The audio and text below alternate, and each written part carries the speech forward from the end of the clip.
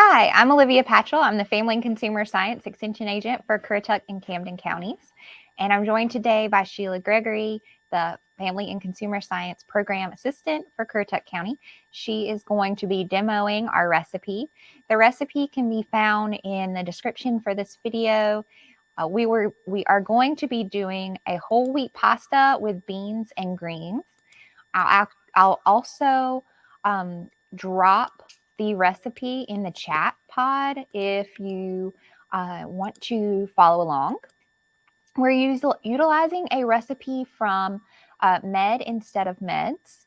This recipe is helping us to increase our whole grains. So we're going to be using whole wheat pasta. And we'll talk a little bit about whole grains while Sheila's cooking. But first, let's go ahead and jump over to Sheila on the stovetop and see what she's got going on over there. She's starting out to cook our Swiss chard. This recipe calls for 2 pounds, which is approximately 10 to 12 cups of packed leaves, and then it's going to be cooked down, so it will shrink quite a bit. She has already removed the stems of this Swiss chard and cut it into some strips. We utilized for this recipe several different types of Swiss chard. We have the rainbow, which has that yellow or the red stem, as well as the white chard. And you can get either of these readily available at the grocery store. They have a similar taste, just a different color. So you can get either of those when you're shopping for this recipe. And again, we'll destem those and then cut them into 1-inch strips before they go into the pot. And all you have to do is just pull them off the stem very easily. And you also want to make sure that you give them a good wash before you cook them. We are also boiling a water. We have actually pre-cooked our noodles, but you'll want to go ahead and cook those noodles. We're utilizing whole wheat noodles, 8 ounces of those. You can get the spaghetti or any shape that you'd like for this recipe. So we're cooking the Swiss chard until it is soft. That's going to take about 5 minutes, and then we're going to remove it from the water and put it in an ice bath. So you'll notice that Sheila's cooking the Swiss chard and she has an ice bath available when once the leaves have wilted.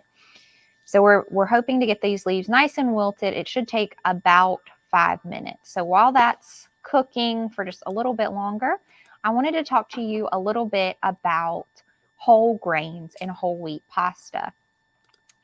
So I have hopefully the ability to share with you this continuum of whole grains. There we go.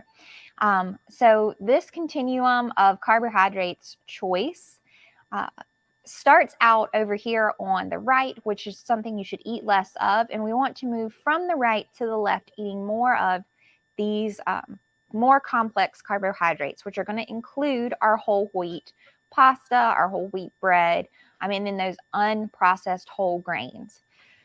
So you'll notice on the right, we have the processed or refined grains, the white flour bread or the white wheat bread, the potatoes, and the white pasta.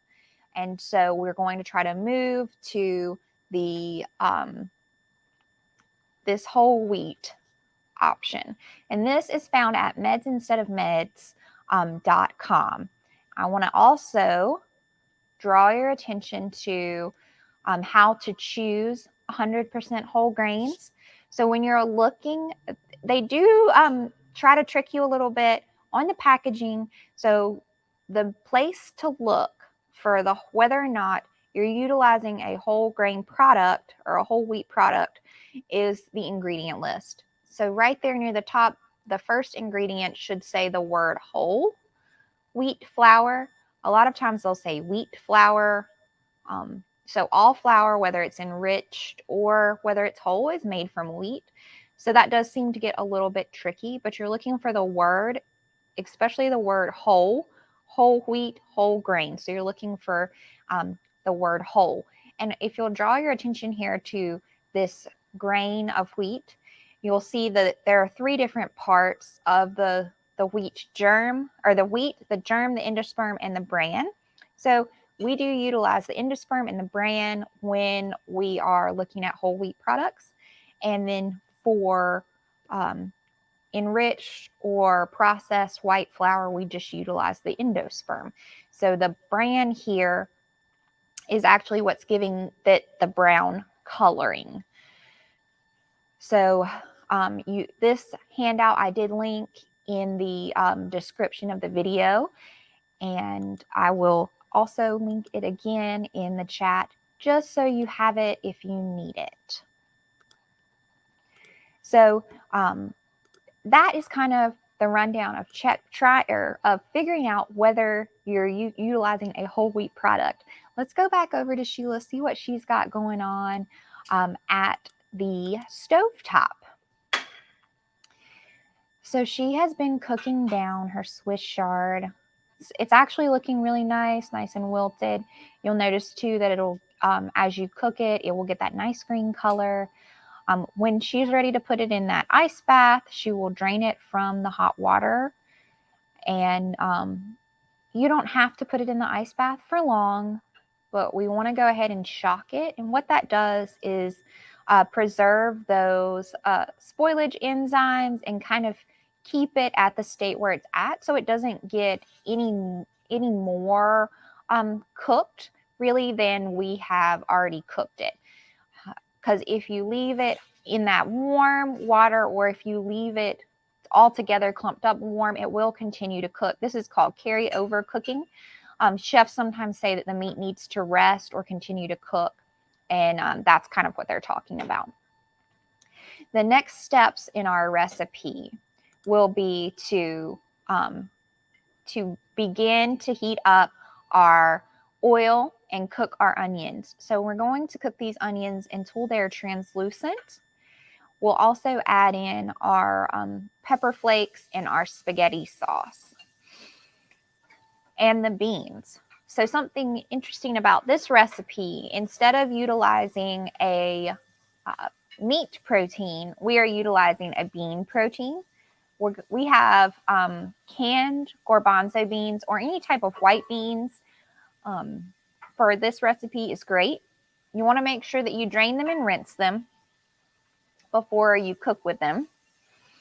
You'll also want to make sure that you utilize these 2 tablespoons of olive oil to get to keep the onions from sticking, as well as give you that nice flavor.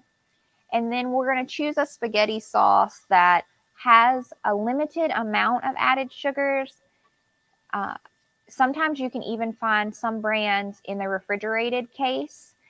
When I was looking at the pasta sauce in the grocery store this week, I noticed that they have, all the brands have a low added sugar or less added sugar option for the sauce. So that's something to look for. So I wanted to talk a little bit more while Sheila's cooking. We're looking down in this nice pot. It smells delicious here. I wish you guys could smell this. The recipe here is, it is good. So we want to talk a little bit more about whole grains.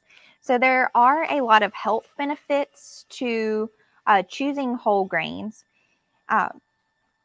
If you want to reduce your risk for some types of cancer, bowel disorders, heart disease, and cholesterol, stroke, high blood pressure, obesity, and type 2 diabetes, we should work to increase the amount of whole grains we consume in our diet.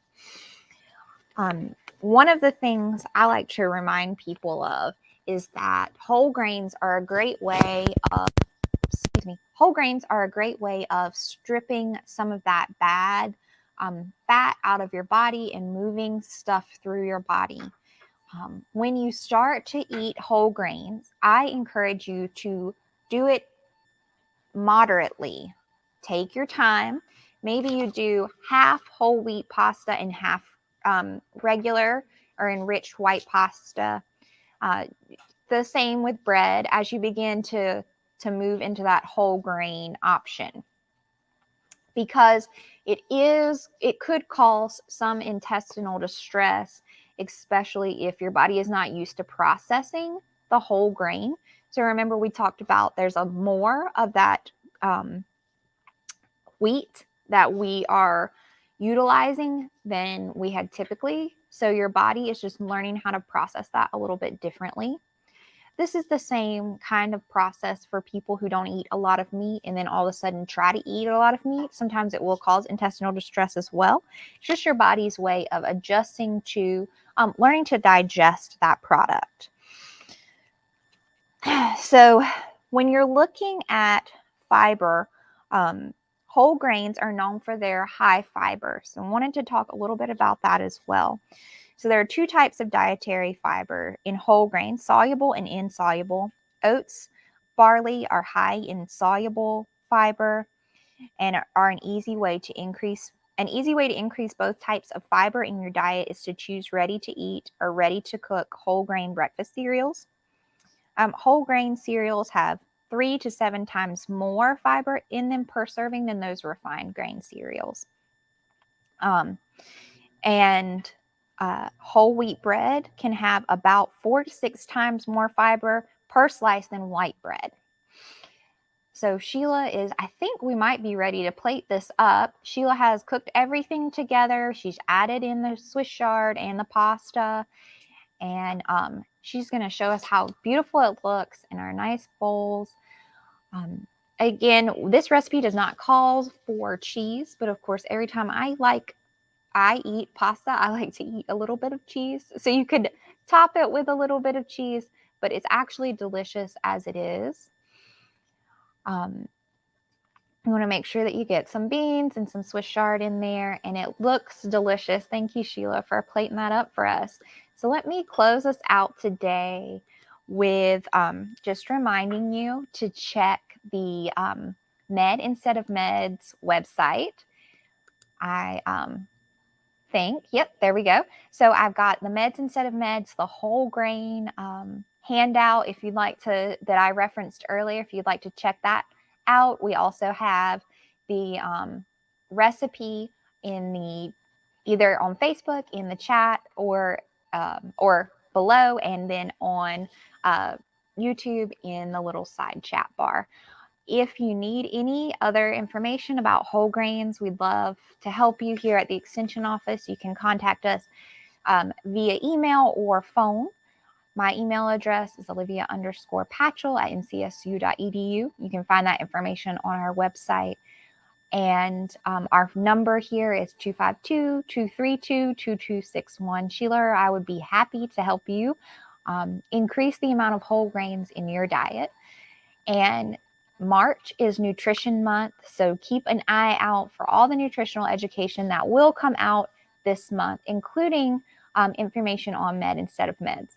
And thank you guys for joining us today. I hope that you enjoyed this recipe, and we'll see you again next month on the first Tuesday at 10 o'clock.